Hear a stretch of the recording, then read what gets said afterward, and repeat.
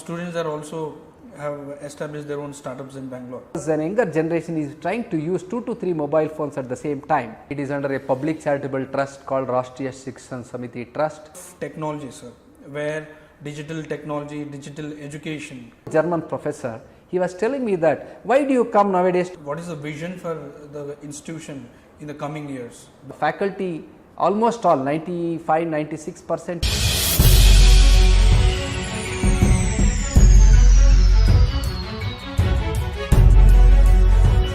Namaskar, hello and welcome to this special and exclusive episode of IndiGlobal EduTalks. IndiGlobal EduTalks brings to you inspiring stories of inspiring individuals and also deep insights in the space of education, skill and also the best practices and innovation in the field of education. And today we are connecting with you from the Silicon City of India, Bengaluru, from the state of Karnataka. And today we are joined a special guest who's a well-known leader in the space of education with immense and rich experience in the field of education. So please join me in welcoming Dr. K.N Subramanya, who is the principal for Harvey College of Engineering. Thank you very much, sir, for joining us. Thank you. It's been a pleasure, sir. Thanks for joining us and taking out time. Sir, we would like to start off. It's been decades of experience you are holding and you are imparting education, and now you are heading this institution, which is one of the most sought after engineering colleges in Karnataka. So we would like to know, before we dive into various aspects of the college, we would like to know when was it established and what is the vision and mission of this institution. How did it progress over the years? Okay, I'll be always happy to tell about my college. Harvey College of Engineering was established in 1963 and it is under a public charitable trust called Rashtriya Shikshan Samiti Trust, which runs more than 24 institutions starting from kindergarten to higher education.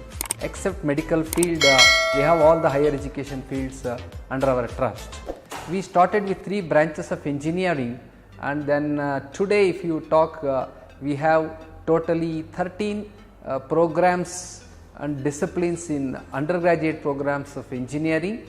In fact, we will also be starting 2 programs this year that amounts to 15 undergraduate programs and 16 postgraduate programs in the various sectors, starting from mechanical to civil to electrical to electronics to computer science to instrumentation, telecommunication, chemical engineering, biotechnology, industrial engineering and such other branches, and with specializations in computer science as AI and machine learning, then data science and cyber security, which is the need of the hour.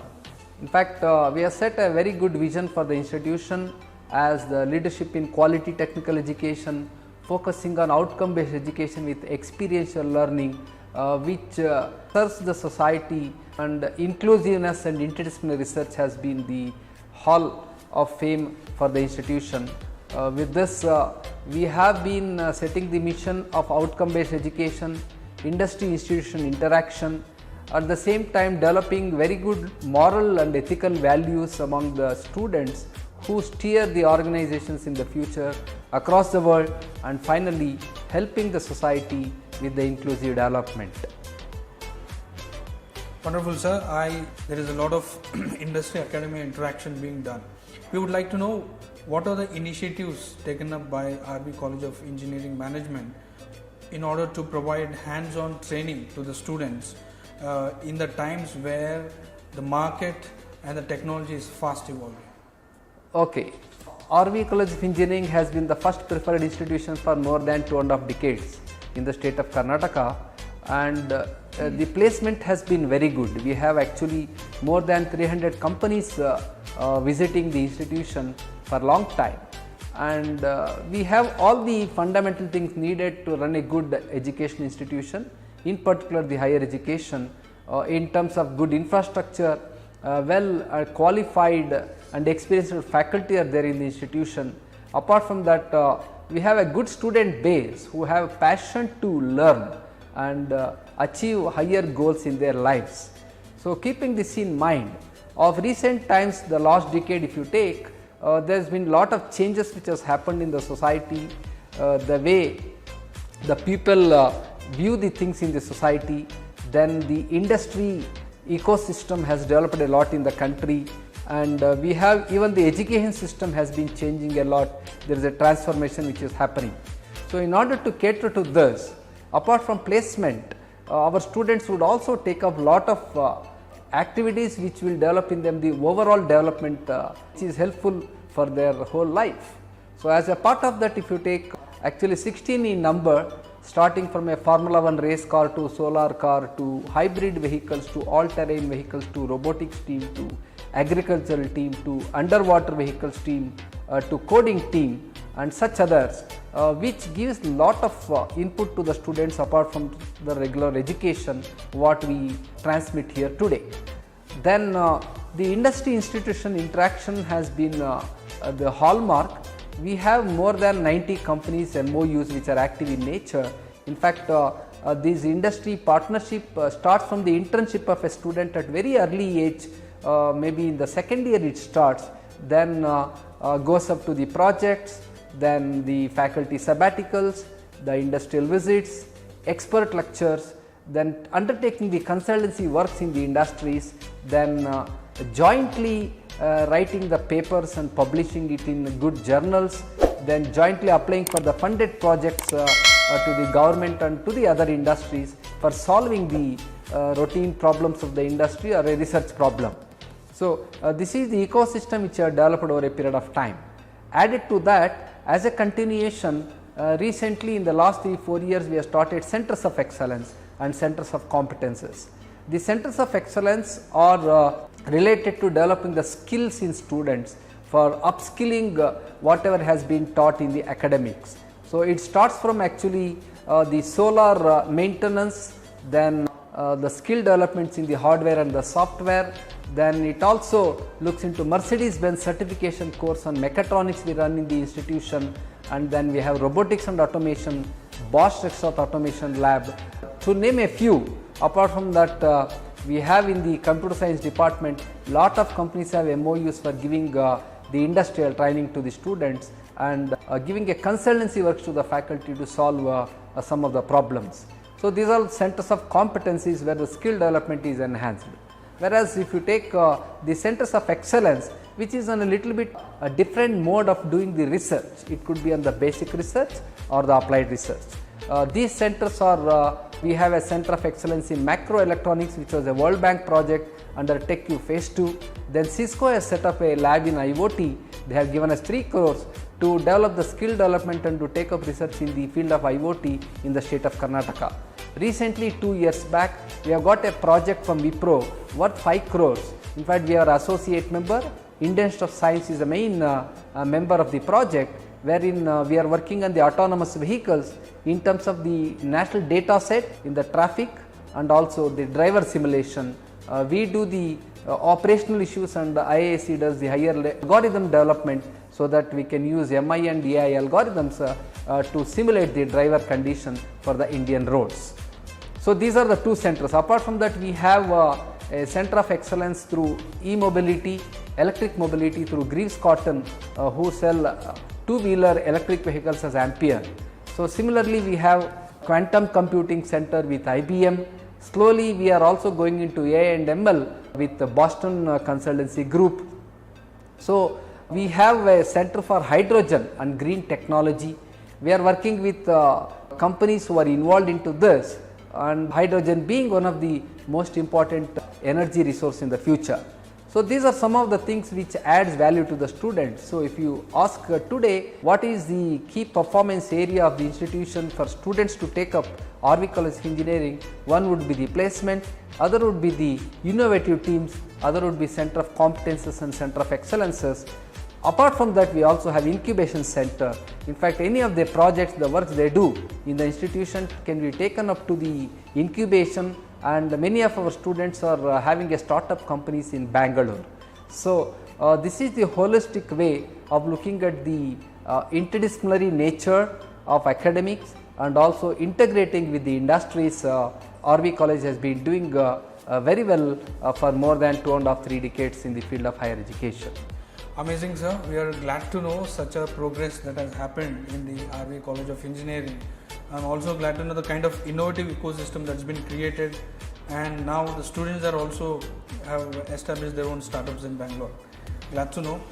That's about the students. Sir, in this age of fast evolving technology and also the kind of skills that are required, updation and upgradation of teaching faculty also is very important.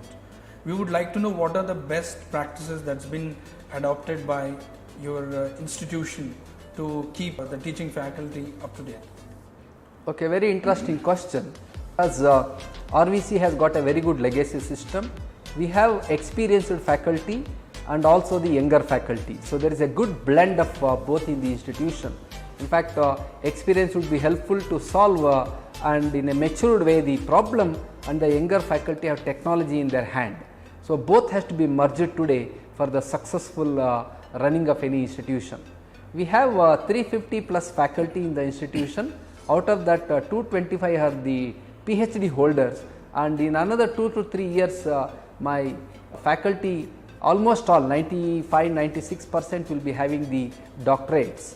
And the faculty development programs, sabbaticals for the faculty, then the industry training for the faculty has been a very norm for the institution. We spend a lot of money and time in giving them lot of ecosystem of giving a seed funding for doing the experimentation for the research work. Then they publish in good journals. If you take in the last year, in fact our journal papers are 450 including the Scopus Index and the Web of Science high impact journals. Then we send the faculty for sabbaticals to industries. For example, 2 of my faculty were sent to IIT Kanpur for 6 months. Then 2 of my faculty were sent to Mercedes-Benz to get a certification course on mechatronics. Then some of the faculty have been working through consultancy for some time in the industry. So a sabbatical for a long period has been the hallmark in the institution. Apart from that, conducting the regular faculty development program, then updating the knowledge, then attending to the international conferences which are funded by the institution, then getting connected with the premier institutions, research centers, and then the industry has been helpful for a good faculty development, and good incentives are also there in terms of the consultancy in the college for the faculty, and our retention has been very high. It is almost around 97-98%. In fact, if there is an attrition, it is only maybe because of the personal reasons or people would have retired. In this institution, people have worked for more than 30-40 years and they are retired. In fact, their next generations also have studied here. So it shows the legacy and the value system of the institution, and I hope this faculty is a central focus for any education institution. If in a long term we have to sustain, the faculty development and taking care of the faculty becomes very important according to me. Wonderful, sir. We are glad to know that the teaching faculty are sent for a longer training period outside, and that too on the institution's funding. And at the same time, quite amazing to know the kind of retention that is there with the faculty, which really helps. In this age of technology, sir, where digital technology, digital education has become the key word, especially during the pandemic, it has shown the importance of digital learning. We would like to know where does RV College of Engineering stand in embracing the technology? Okay, very interesting question. Actually, digital transformation is evolving. It is an evolving process. It may not happen just like that, because today the technology is developing at such a faster pace that whatever I do, I cannot say I am up to date. Next 6 months, I think I may become obsolete. So in terms of the technology development done in RVCE for more than 1.5 decades, I think all the required latest softwares and hardwares have been brought by the institution. In fact, we have more than 90 commercial softwares for all the academic purposes and the research purpose and the skill development in the area of IT and ITES. Then we have a very good data center wherein almost all these softwares have been put into the central phase, and we are among the first to use MATLAB as exhaustively all the tools in the MATLAB from first year onwards for all the engineering students. Apart from this, we have very good GPUs, in fact high speed, high performance computing center we have, wherein we can take up large scale and scalable data and do processing using GPUs. We have more than 10 in number in the institution, which we have purchased through our budget, as well as the companies like NVIDIA has sponsored many of the things, and also DST project has been there on this area of high performance computing. Then so this is on the academic part of it, and on the telecommunication part of it, we have a total hub developed for the telecommunication network in the institution with lot of switches and routers, because today's generation, if they don't have food also it doesn't matter, but they need wherever they put up the plug, they need an internet connectivity. So in that way, we have 1 Gbps internet connectivity, and we are going to increase this further, because an younger generation is trying to use 2 to 3 mobile phones at the same time. So wherever they are in the campus, they are expecting us to provide the internet facilities. So I think this is a continuous process of enhancing the internet bandwidth of starting from 1 GB to 2 GB, it goes on increasing. At the same time, actually the storage space also, we have a very good TB storage space in the institution. So this is on the infrastructure side. We have been investing in the last 10 years, we have invested more than 10 to 12 crores on the development of the IT infrastructure. Apart from the softwares, where we invested almost around 6 to 7 crores over a period of 1 decade, and the kind of maintenance would be almost around 1 crore every year on updations, going for a new model or whatever it is. So then another very important thing which has been implemented in the institution is for the academic administration. As a trust, as a group of institutions, we have implemented SAP, which is a ERP software, which takes care of starting from all my attendance, and it goes up to finance, then the appraisal systems, then the financial accounting part of it, then whole of lot of outcome based education, then the attendance, the test marks, the exam marks, generation of the grade cards in the student lifecycle management. You name a module, we are very few institutions in the country to implement this total ERP software using SAP. We have spent actually more than 6 to 7 crores in the whole implementation of the ERP for academic administration, and AWS is our cloud partner for the storage of the data. So we have been growing for a period of a long time. It is not just today we started. Bangalore being the IT capital and our college being one of the preferred institutions, people expect us to have all the latest technologies in the field of IT and ITES. So we know about this, and we keep on growing and trying to add. During the pandemic, in fact, we have exhaustively used the online platforms of Cisco WebEx and other platforms for our teaching learning process also. So it is a total ecosystem which we are trying to develop. We also have a digital strategy which we are going to integrate with overall strategy, because in the next 10 years almost on 30 to 40% of our curriculum itself is going to become online. So that means our preparation should be very good, and any of the connectivity should be seamless, scalable, and it should be available to the students wherever they want, whenever they want.